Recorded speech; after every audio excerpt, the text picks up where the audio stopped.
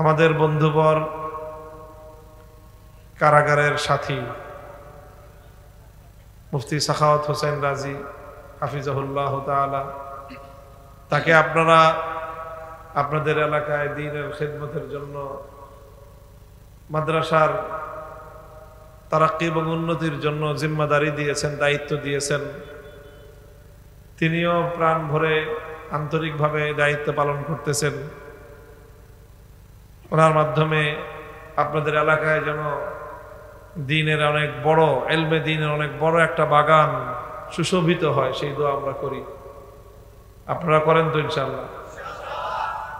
সব রকম সহযোগিতা আপনারা করবেন তো ইনশাআল্লাহ? যদি আপনারা সহযোগিতা করেন আল্লাহর মেহেরবানিতে দ্বীনের সর্বব্যাপী খিদমতের, দ্বীনের সকল তাকাজা পূরণ করার একটা মার্কাজ ইনশাআল্লাহ এখানে তৈরি হবে। আল্লাহ পাক কবুল করেন। আমি খুব লম্বা কোনো বিষয় বস্তুর উপর আলোচনা করব না, খুব ছোট্ট একটা বিষয়ের উপর কথা বলব। হাফিজ হুজুর রহমতুল্লাহ আলাইহির নাম তো আপনারা শুনেছেন না? অনেকেই হয়তো দেখেন নাই। 1987 সালে না হুজুরের ইন্তেকাল, এখন থেকে প্রায় 38 বছর আগে। 38 বছর, 24 বছর আর 13 বছর, 37 বছর, 38 বছরে পড়েছে। তো 38 বছর যাদের বয়স, 40 বছর যাদের বয়স, তারা তার হুজুরকে দেখেন। কিন্তু নাম আলহামদুলিল্লাহ আমাদের বাংলাদেশের সবাই আমরা শুনি, যাদের দ্বীন ধর্ম এবং ইসলামের সঙ্গে ন্যূনতম সম্পর্ক আছে, হাফিজ হুজুর রহমতুল্লাহ আলাইহির নাম আমরা সবাই শুনেছি। হাফিজ হুজুর রহমতুল্লাহ আলাই তার জীবনের দীর্ঘ একটা সময় তিনি নির্জনে, নীরবে, নিভৃতে কাটিয়েছেন। একজন নিভৃতচারী আল্লাহওয়ালা বুজুর্গ ছিলেন হাফিজ হুজুর রহমতুল্লাহ আলাই। মাদ্রাসায় ছাত্রদেরকে পড়াতেন আর খানকাহ তৈরি করে সেখানে সারা দেশের আলেম ওলামা, সাধারণ মানুষ যারা আত্মশুদ্ধির মেহনত করতে চাইতো, আল্লাহকে যারা পাইতে চাইতো, সেই সকল সালিকিনদের, আল্লাহর পথের পথিকদেরকে তিনি তরবিয়ত করতেন, মানুষকে আল্লাহর পথে পরিচালিত করতেন, খানকাহে মেহনত করতেন। জীবনের শেষ প্রান্তে এসে হাফিজ হুজুর রহমতুল্লাহ আলাই তার কাজের একটা গতি পরিবর্তন করে নতুন আর একটা কাজে তিনি মনোনিবেশ করেছেন। সেই কাজটা হলো খেলাফত প্রতিষ্ঠার সংগ্রাম। আপনারা জানেন হাফিজ হুজুর রাজনীতিতে তিনি অংশগ্রহণ করেন, রাজনীতিতে আবির্ভূত হন। তখন আমরা বলতাম যে ধূমকেতুর মতো বাংলাদেশের রাজনীতিতে হাফিজ হুজুরের আগমন ঘটেছে। সারা বাংলাদেশে এক আলোড়ন সৃষ্টি হয়েছিল। হাফিজ হুজুর রহমতুল্লাহ আলাই রাজনীতিতে এসে দুইটা কথা তিনি ব্যাপকভাবে বলতেন। হাফিজ হুজুরের যে রাজনীতি ছিল, সেই রাজনীতির দুইটা বড় বৈশিষ্ট্য ছিল। এক নম্বর তিনি বলতেন যে তিনি একটা রাজনীতির ডাক দিয়েছিলেন। সেই রাজনীতিটা হলো তওবার রাজনীতি। কি রাজনীতি?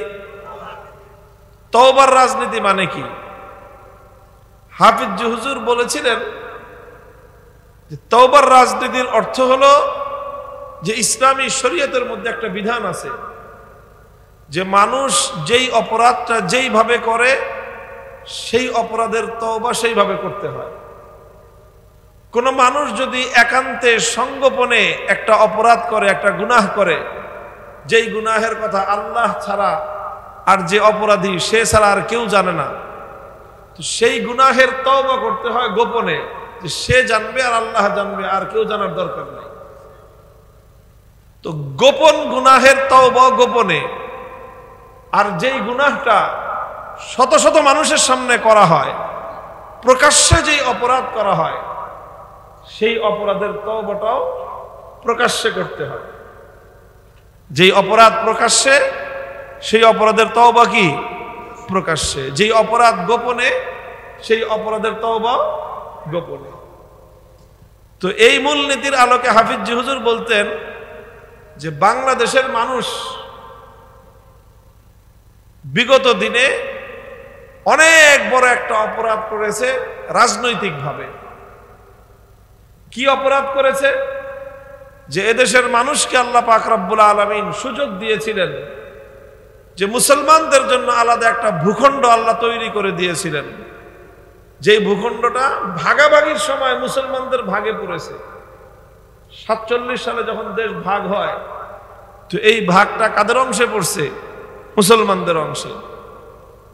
তো জমিন ভাগাভাগিতে মুসলমানদের অংশে যেই ভাগটা পড়লো, সেই ভাগে মুসলমানদের জন্য সুযোগ ছিল যে সেখানে তারা আল্লাহর দ্বীন, আল্লাহর বিধান, ইসলামী হুকুমত, ইসলামী রাষ্ট্র তারা গঠন করবে, আল্লাহর হুকুম তারা জমিনের মধ্যে আল্লাহর জমিনে বাস্তবায়ন করবে। এই সুযোগ মুসলমানরা পেয়েছিল। কিন্তু মুসলমানদের ভুল রাজনীতি, মুসলমানদের পাশ্চাত্য ঘেঁষা রাজনীতি, মুসলমানদের ইহুদি খ্রিস্টানদের দালালির রাজনীতি মুসলমানদের এই সুযোগ এবং সম্ভাবনাকে নষ্ট করেছে। এই যে মুসলমানরা অন্যায় করেছে, ভুল করেছে, অপরাধ করেছে, এই অপরাধটা করেছে তারা রাজনৈতিকভাবে। সুতরাং যেই ভুল যেরকম সেই ভুলের তওবাও সেরকম। যেহেতু অপরাধ করেছে রাজনৈতিকভাবে, তওবাও করতে হবে রাজনৈতিকভাবে। এই জন্য হাফিজ জি হুজুর ডাক দিয়েছিলেন যে আসো আমরা সবাই তওবার রাজনীতি করি। আমরা কি করি? তওবার রাজনীতি করি। এটা ছিল হাফিজ জি হুজুরের রাজনীতির একটা বড় ধরনের বৈশিষ্ট্য, বড় ধরনের একটা ঘোষণা, বড় ধরনের একটা শিরোনাম। আমি আপনাদের কাছে জিজ্ঞাসা করতে চাই, বিগত দিনগুলোতে বাংলাদেশের মানুষ যেই ধরনের রাজনীতি করে আসছে ব্যাপকভাবে, জনগণ, দেশের মানুষ, রাজনৈতিক নেতারা, দলগুলো যেই ধরনের রাজনীতি করেছে, এটা কি আল্লাহর জমিনে আল্লাহর দ্বীন এবং আল্লাহর আইন বাস্তবায়নের রাজনীতি? এই অপরাধ হাফিজ জি হুজুরের সময় থেকে বর্তমান সময়ে আরো বৃদ্ধি পেয়েছে না কমেছে? আরো বৃদ্ধি পেয়েছে। সুতরাং এই জাতিকে আরো বড়ভাবে রাজনৈতিক তওবা করার আহ্বান জানানো দরকার। রাজনৈতিকভাবে তওবা করতে হবে।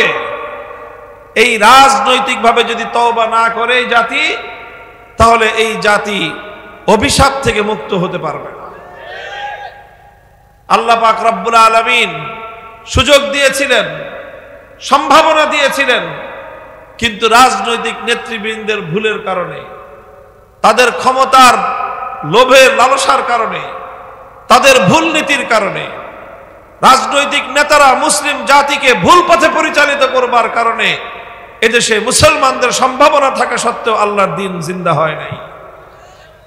এই জন্য আমরা আবারও সেই আহ্বান জানাই, হাফিজ জি হুজুরের সন্তান হিসেবে আমরা, হাফিজ জি হুজুরের পরবর্তী প্রজন্ম হিসেবে আমরা আবারও এই জাতিকে আহ্বান জানাতে চাই যে আমরা আবার তওবার রাজনীতির ডাক দেব। কথা বলেন ঠিক না বেঠিক? রাজনৈতিকভাবে যে ভুল করা হয়েছে, যে অন্যায় করা হয়েছে, যে অপরাধ করা হয়েছে, ব্যক্তিগতভাবে যারা ভুল করেছেন ব্যক্তিগতভাবে রাজনৈতিক তওবা করবেন, যারা সমষ্টিগতভাবে ভুল করেছেন তারা সমষ্টিগতভাবে রাজনৈতিকভাবে তওবা করবেন। অনেক মানুষ এমন আছেন যে অতীতে ধর্মনিরপেক্ষ আদর্শের রাজনীতি করেছেন, আছেন না নাই? অনেক মানুষ আছেন পাশ্চাত্যের আদর্শে তারা উদ্বুদ্ধ হয়ে রাজনীতি করেছেন, ইসলাম বিরোধী রাজনীতি করেছেন, আছে না নাই? তাদের তওবার উপায় হলো আপনি যেরকম আগে রাজনীতি করেছেন ইসলাম বিরোধী রাজনীতি, আল্লাহ যদি আপনাকে দ্বীনের বুঝ দিয়ে থাকেন, আপনার তওবা হবে, আপনার অবশিষ্ট জীবন আল্লাহর জমিনে আল্লাহর দ্বীন জিন্দা করবার জন্য ইসলামী রাজনীতি করা হবে। এটাই হবে আপনার সবচেয়ে বড় তওবা। হাফিজ জি হুজুর রহমতুল্লাহ আলাইহির আরেকটা গুরুত্বপূর্ণ কথা ছিল, তিনি একটা কথা বলতেন যে খেলাফত প্রতিষ্ঠা করা, খেলাফত প্রতিষ্ঠার সংগ্রাম করা, এটা হলো এখন আহাম্মুল ফারাইজ। কি বলতেন? এটা আহাম্মুল ফারাইজ। আহাম্মুল ফারাইজ মানে হলো যেটা ফরজের মধ্যে অত্যন্ত বা সর্বাধিক গুরুত্বপূর্ণ একটা ফরজ। এখন স্বাভাবিকভাবে প্রশ্ন আসে যে খেলাফত প্রতিষ্ঠা করা এটা আহাম্মুল ফারাইজ কিভাবে হয়, অথচ ইসলামের বুনিয়াদ কয়টা? ইসলামের বুনিয়াদ কয়টা? ঈমান, নামাজ, রোজা, হজ, যাকাত, এই পাঁচটা হলো আরকানে খামসা। ইসলামের রোকন হলো পাঁচটা। এখানে তো খেলাফত প্রতিষ্ঠা নাই, আছে? তো এই পাঁচটা হলো ইসলামের মূল বিধান, এই পাঁচটা হলো ইসলামের মূল ফরজ। তাহলে আবার খেলাফত প্রতিষ্ঠার সংগ্রাম করা এটা আহাম্মুল ফরাইজ হইল কিভাবে? প্রশ্ন বুঝে আসলো? দেখেন, আমি আপনাদেরকে ছোট্ট, বেশি লম্বা কথা বলবো না, এই কথাটা বুঝাই। এটি আমার আলোচনার আখেরি কথা, শেষ কথা। একটা বিষয় আছে ইসলামী শরীয়তের মধ্যে, একটা মূল নীতি আছে। আলেম ওলামা, মাদ্রাসার ছাত্ররা ভালো বুঝবে, সাধারণ মানুষরাও বুঝবে, বুঝায় বলতেছি, বুঝবেন ইনশাআল্লাহ। বিষয়টা হলো যে যেই জিনিসটা না করলে কোনো একটা ফরজ আদায় করা যায় না, যেই কাজ না করলে ফরজ আদায় করা যায় না, সেই কাজটা করাও ফরজ। বুঝেন না এই কথা? যেটা ছাড়া ফরজ আদায় হয় না সেটাও কি হয়ে যায়? ফরজ হয়ে যায়। যেমন ধরেন, আচ্ছা বলেন তো, স্বাভাবিকভাবে উযু করা বুঝেন? উযু করা, পবিত্রতা অর্জন করা, উযু করা, এটা ইসলামী শরীয়তে উযু করার বিধান কি?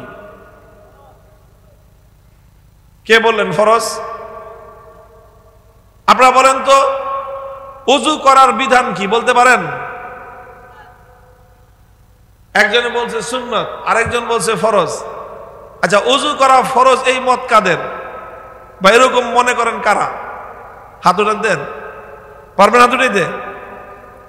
আচ্ছা, দরকার নেই, এটা ফরজ না, ওয়াজিব না, তবে সবসময় উযুর সাথে থাকা এটা মুস্তাহাব। সবসময় উযু অবস্থায় থাকা কি মুস্তাহাব, সুন্নাত। স্বাভাবিক অবস্থায় উযু করা ওয়াজিবও না, উযু করা ফরজও না। কিন্তু মনে করেন আপনার মাগরিবের নামাজ, ধরে নেন, আমি দৃষ্টান্ত হিসেবে বলতেছি, মাগরিবের নামাজ আপনি যে কোনো কারণে পড়তে দেরি হয়ে গেছে, ব্যস্ততার কারণে বা যে কোনো কারণে, নামাজের সময় আছে আর মাত্র 5 মিনিট। কয় মিনিট? আপনি মাগরিবের নামাজ তখনও পড়েন নাই। এমত অবস্থায় আপনার উযুও নাই, উযুও করতে হবে, উযু করে মাগরিবের নামাজ আদায় করতে হবে। বুঝছেন কথাটা? আচ্ছা, তাহলে 5 মিনিটের মধ্যে আপনাকে 5 মিনিটের মধ্যেই মাগরিবের নামাজ আদায় করা ফরজ। কথা বলেন ঠিক না বেঠিক? যখন নামাজের ওয়াক্ত আছে আর কয় মিনিট, তো ওই 5 মিনিটের মধ্যেই মাগরিবের নামাজ আদায় করা ফরজ কিনা বলেন? ফরজ কিনা বলেন? আচ্ছা, 5 মিনিটের মধ্যেই মাগরিবের নামাজ আদায় করা ফরজ। এখন এই লোকটার নাই কি? উযু নাই। এখন এই 5 মিনিটের মধ্যে তার জন্য নামাজ পড়ার জন্য উযু করাও ফরজ। নামাজ পড়ার জন্য, কারণ উযু যদি না করে নামাজ পড়তে পারবে? তাহলে এমনি কিন্তু তার যদি উযু থাকতো তাহলে উযু করা ফরজ ছিল না। কিন্তু যেহেতু এখন তার উযু নাই, আর উযু না করলে সে মাগরিবের নামাজ পড়তে পারবে না, অথচ মাগরিবের নামাজ পড়া তার জন্য ফরজ, এবং এই 5 মিনিটের মধ্যেই তার মাগরিবের নামাজ পড়া ফরজ। তো এখন এই 5 মিনিটের মধ্যে তার জন্য মাগরিবের নামাজের আগে উযু করাও কি ফরজ। তাহলে এখন তার জন্য ফরজ হলো কয়টা? কি কি? উযু করাও ফরজ, মাগরিবের নামাজ পড়াও ফরজ। আচ্ছা বলেন তো, উযু করাও ফরজ, মাগরিবের নামাজ পড়াও ফরজ, কোন ফরজ তার আগে আদায় করতে হবে এটা বলেন? এখন সে নামাজ পড়া তো বড় ফরজ, নামাজ পড়া তো আপনার 5টা ফরজের মধ্যে, ইসলামের মধ্যে ঈমানের পরে সবচেয়ে বড় ফরজ কি? নামাজ। এখন তার ওযু নাই, এখন তার জন্য ওযু করাও ফরজ, নামাজ পড়াও ফরজ। এখন নামাজ পড়া ফরজ যতই গুরুত্বপূর্ণ হোক না কেন, আগে সে নামাজ পড়ে না, আগে ওযু করবে। কারণ কি? কারণ এখন যদি সে ওযু না করে ফরজ নামাজ আদায় করতে পারবে না। কাজেই যেই জিনিস না করলে ফরজ আদায় করা যায় না, সেই জিনিসও ফরজ হয়ে যায়। হাফিজ হুজুর রহমতুল্লাহ আলাইহি খেলাফত প্রতিষ্ঠার চেষ্টাকে আহাম্মুল ফারায়েজ বলে আখ্যায়িত করে এই কথাই বলেছিলেন যে আল্লাহর জমিনে আল্লাহর খেলাফত কায়েম না থাকায় বহু ফরজ মানুষ আদায় করতে পারে না। আল্লাহর জমিনে আল্লাহর খেলাফত প্রতিষ্ঠিত না হলে মানুষ পরিপূর্ণ ঈমান নিয়েও জমিনের মধ্যে বাঁচতে পারে না। আল্লাহর জমিনে আল্লাহর খেলাফত কায়েম না থাকলে মানুষের পক্ষে পূর্ণাঙ্গ ঈমান নিয়ে বেঁচে থাকা সম্ভব না। আল্লাহর জমিনে আল্লাহর খেলাফত কায়েম না থাকলে মানুষের পক্ষে অনেক ফরজ যথাযথভাবে আদায় করা সম্ভব নয়।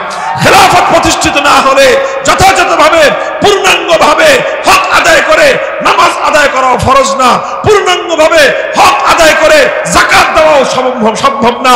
খেলাফত কায়েম না থাকলে পূর্ণাঙ্গভাবে আল্লাহর অনেক বিধান মানুষের পক্ষে আদায় করা সম্ভব না।